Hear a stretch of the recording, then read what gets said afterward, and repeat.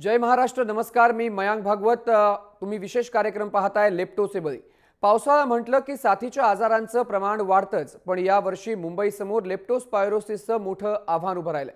जुलै महिन्याच्या पहिल्या आठवड्यात 12 जणांचे बळी लेप्टोने घेतलेत. यामुळे या आजाराला आवर घालण्याचं एक मोठं आव्हान आता मुंबई महानगरपालिकेसमोर आहे. कसं आवरायचं या आजाराला, काय आहेत लेप्टोची लक्षणं, कशामुळे होतो लेप्टोस्पायरोसिस, आपण जाणून घेऊया या स्पेशल रिपोर्टमध्ये. पावसाळ्याला सुरुवात होताच लेप्टोस्पायरोसिसचं सावट घोंगावायला लागलंय.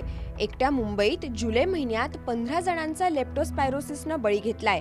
त्यामुळे सार्वजनिक आरोग्याच्या दृष्टीनं लेप्टोस्पायरोसिसच्या वाढत्या संसर्गाला आळा घालण्याचं मोठं आव्हान प्रशासनासमोर आहे. कशामुळे होतो लेप्टोस्पायरोसिस? लेप्टोस्पिरा बॅक्टेरियामुळे हा आजार होतो. जनावरांमुळे हा आजार माणसांना होतो. साठलेल्या पाण्यात लेप्टोस्पिरा बॅक्टेरिया जगतो.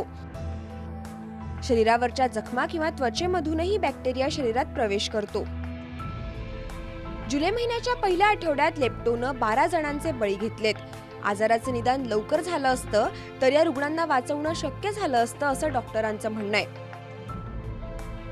तेव्हा बघूयात लेप्टोस्पायरोसिसची लक्षणं काय आहेत. डोकेदुखी, स्नायूदुखी, प्रचंड ताप, फुफ्फुसांमध्ये रक्तस्राव आणि शरीर पिवळं पडणं.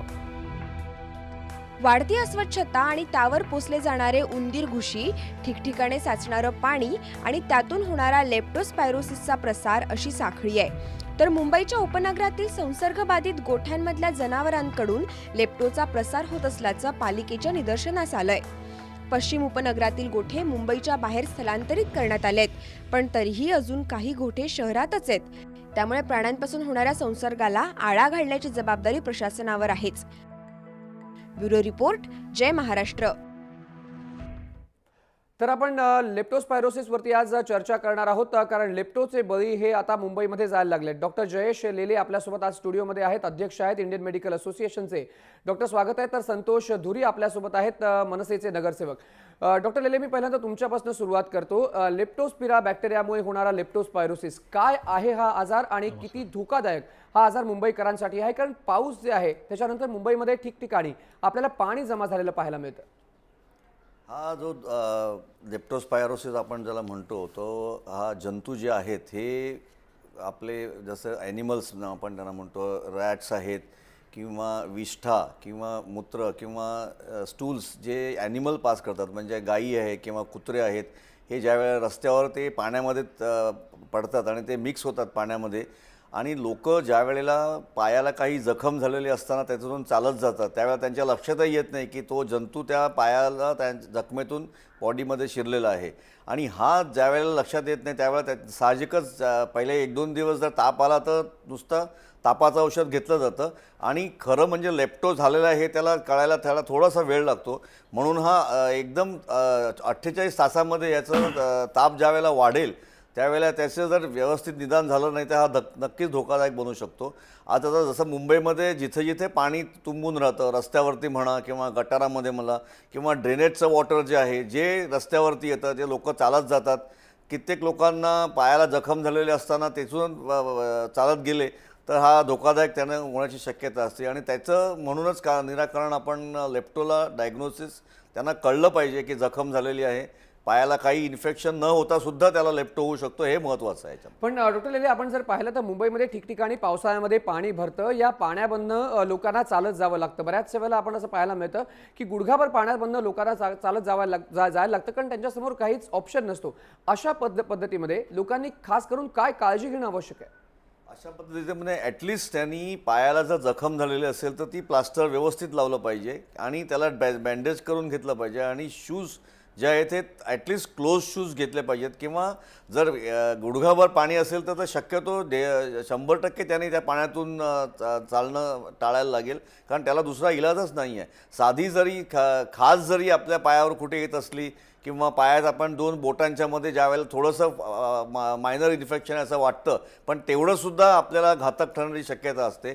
म्हणून बाजूनेच त्यांनी चालणं हे महत्त्वाचं आहे, कारण ह्याला व्हॅक्सिन नाही आहे, त्याला ट्रीटमेंट ही हॉस्पिटलायझेशन करूनच द्यायला लागते जास्त बरोबर, म्हणजे करून. कुठल्याही प्रकारची लस नाही, मात्र हॉस्पिटलायझेशनच ट्रीटमेंट गरजेची आहे.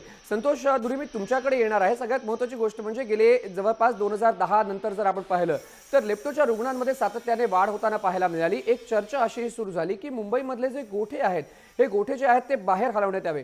मात्र अजूनही त्या गोष्टींवरती चर्चाच सुरू आहे, राजकारण केलं जातं. मात्र मुंबईमधले गोठे हे अजूनही काही ठिकाणी आहेत, आपल्याला असंच पाहायला मिळतंय.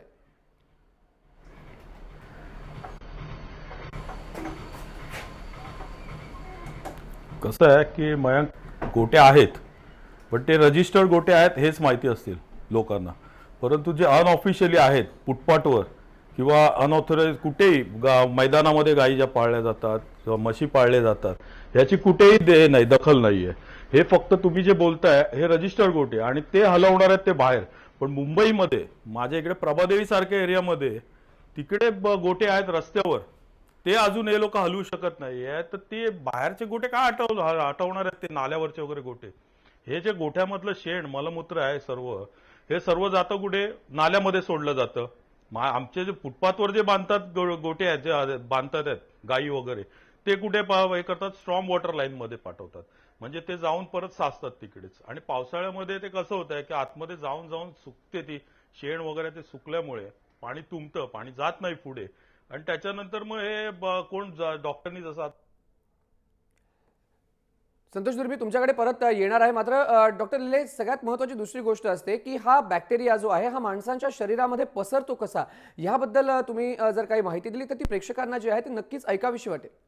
हा ज्या वेळेला आपल्याला स्किनमध्ये कुठे म्हणजे पायालाच जखम आहे अशातला भाग नाही आहे, हाताला छोटीशी जखम असली किंवा तोंडावर किंवा काही माणसांना आम्ही असं पण बघितलेलं आहे की जे लोक स्विमिंगला जातात आणि तिथे स्टॉर्म वॉटर जेन किंवा मलमूत्र त्या पाण्यामध्ये मिक्स केलेलं आहे, म्हणजे छोटासा पॉन्ड म्हणा किंवा छोटे विहीर असले तर ती व्यवस्थित मेंटेन केलेली नसली किंवा नदीवरती अशा ठिकाणी जिथे कॉमन पाणी येण्याची शक्यता आहे आणि म्हणजे आपल्या चामडीवरती कुठेही जर ओपनिंग असलं किंवा ते तिथून जंतू बॉडीमध्ये जाऊ शकतात आणि ते एकदा बॉडीमध्ये गेले की ते आपल्या रक्ताभिसरणाच्या संस्थेमध्ये जाऊन ते पूर्ण बॉडीमध्ये फिरू शकतात. आणि म्हणून हा अचानक धोकादायक होण्याची शक्यता, त्याची एवढी त्याची इंटेन्सिटी वाढते की ते लोक त्याच्याकडे लक्ष देत नाहीत. तापासाठी एकदम खूप ताप येणं, लंग्समध्ये पण आता इफेक्ट होऊ शकतो, किडनीमध्ये होऊ शकतो, लिव्हरमध्ये होऊ शकतो. हाच आहे की हा जेव्हा बॅक्टेरिया माणसाच्या शरीरात प्रवेश करतो तेव्हा काय काय गोष्टी हा डॅमेज करतो, हे सगळ्यात महत्त्वाचं आहे की काय काय गोष्टी हा आतमध्ये गेल्यानंतर तुमच्या शरीरामध्ये करतो,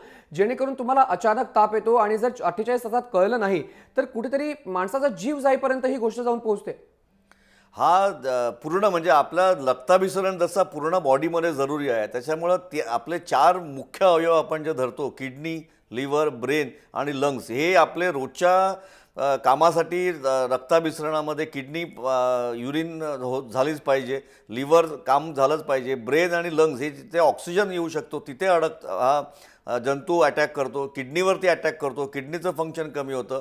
आणि जसं तर तुम्ही सांगितलं माणूस पिवळा पडतो, तर ते बेसिकली लिव्हरमध्ये गेल्या कारणाने जॉन्डिस होऊन त्रास होऊ शकतो. आणि ताप ज्या वेळेला वाढतो आणि इन्फेक्शन ज्या वेळेला ब्रेनमध्ये जातं त्यावेळेला त्याला ब्रेनचा आजार पण होऊ शकतो. त्यामुळे ह्या 4 ठिकाणी अगदी जे वल्नरेबल आपण असं म्हणू शकतो की हे 4 अवयव त्यांचा लक्षण इमिजिएटली त्यांना त्रास होण्याचे चान्सेस असतात. पण सगळ्यात महत्त्वाची गोष्ट डॉक्टर की प्रशासनाच्या दृष्टीने किंवा प्रशासनाने यामध्ये पावलं उचलणं गरजेचं आहे. आपण संतोष दुरी यांच्याकडे परत जाऊया. संतोष, प्रशासनाने यामध्ये काय पावलं उचलणं गरजेचं आहे? कारण आपण पाहिलं तर मुंबईमध्ये ही सखल भागामध्ये पाणी भरणारच, पाणी भरल्यानंतर लोकांना पाण्यामधनं वाट काढावी लागणार कारण त्यांच्याकडे दुसरा रस्ता नाही. अशा पद्धतीमध्ये तुम्हाला असं वाटतं की 2010 नंतर जेव्हा लेप्टोचे रुग्ण वाढायला लागले, प्रशासनाने गांभीर्याने ही गोष्ट घेतली मुंबईमध्ये?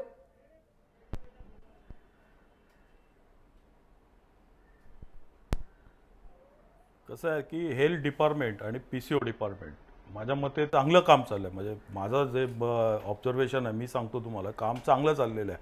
पण त्यांच्याकडे असणारा स्टाफचा तुटवडा आणि त्यामुळे त्यांना ती कामं करायला माणसं मिळत नाहीत. त्याच्यामुळे आणि कसं आहे की लेप्टो हा फक्त जनावरांमुळे तसंच उंदरांमुळे पण होतो. त्यामुळे ते उंदीरांचा पण प्रबंध करायचा असेल, काहीतरी त्यांना रिस्ट्रिक्शन्स करायचे असतील, जसं त्यांनी 4D इंट्रोड्यूस केलेले आहेत, म्हणजे डिनाई रॅट, म्हणजे त्यांना कुठे प्रवेश देऊ नका, एंट्री देऊ नका त्यांना, तसंच त्यांना शेल्टर देऊ नका.